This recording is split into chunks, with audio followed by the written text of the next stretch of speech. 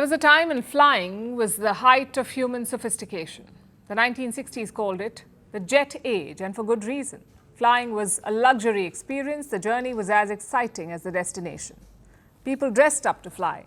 Passengers sipped champagne from glasses. Food was served on linen-draped tray tables. Armrests were big enough for actual arms. Fast forward to today, and you're lucky if your knees don't double as a tray table. Because flying has gone through some serious change. Flights are crowded, legroom has vanished, meals have gone extinct. But there was still one relief. There is one relief. At least you're still sitting down. Although that may not last for long, because the next frontier in budget air travel is standing seats, or more accurately, leaning perches. It's like a half squat situation. You're neither sitting nor standing. You're hanging in the middle of the air. We hope it's not as uncomfortable as it sounds and looks. The seats are called Sky Rider 2.0.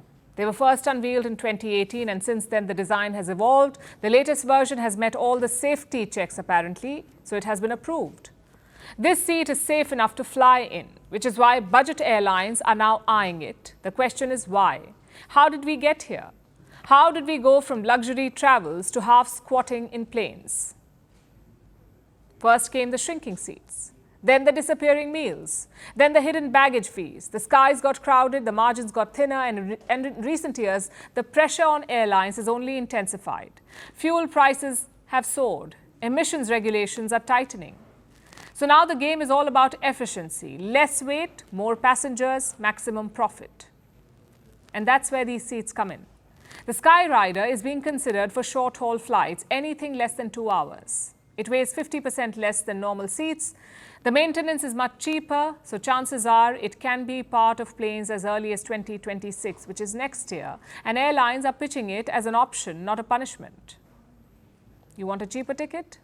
Well, then you can perch. But what this semi-standing seat cannot prevent is turbulence. Turbulence in the skies. Look at this Indigo flight. On Wednesday, it was flying from New Delhi to Srinagar. It encountered massive turbulence.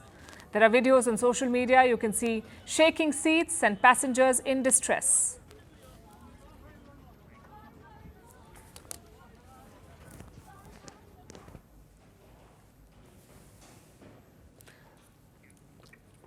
The flight announced an emergency. When it landed in Srinagar, it had a broken nose. The aircraft's nose suffered damage. And this is not an isolated incident, although it's quite dramatic. In the last 4 decades, severe turbulence has gone up significantly.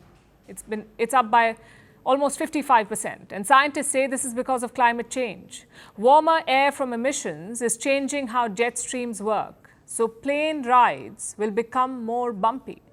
Turbulence is also terrible for airlines. Every year it costs the airline industry up to $500 million.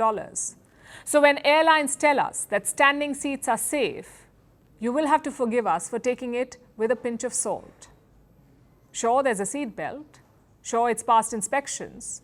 But what happens when the plane starts shaking? The contrast is both stark and unsettling. On one hand, airlines are pushing us upright to save space and money. On the other, skies are getting rowdier. There's a kind of poetic misalignment here. Like less lifeboats on a ship headed towards stormy waters. Is this the future we asked for? Airlines can argue that this is about consumer choices, that if people want to fly, it is their choice, and I agree it is. But that does not change the paradox of modern air travel. We are flying faster and further. We are flying more than ever before, yet the experience cannot be more primitive. So buckle up, or maybe don't. Just hold on tight to that pole. Either way, it's going to be a bumpy ride. At Firstpost, we are choosing to hold on to accuracy. That means we won't always be first. We may not get you your braking alert. But what you will get is what we owe you. And that is the truth. Verified, checked, and cross-checked. We rely on sources and verified ones. After all, that's what separates a journalist from a loudspeaker. But sometimes even we miss a beat. And when we do, we will tell you. We ran visuals from a registered news agency. That visual turned out to be fake. So we are taking accountability.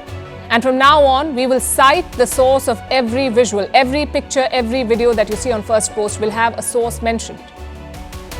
That is our commitment to you. We will wait, we will verify, we will ask again, and only then will we tell you. No noise, no panic, just the facts. Because right now, that is what the country needs most.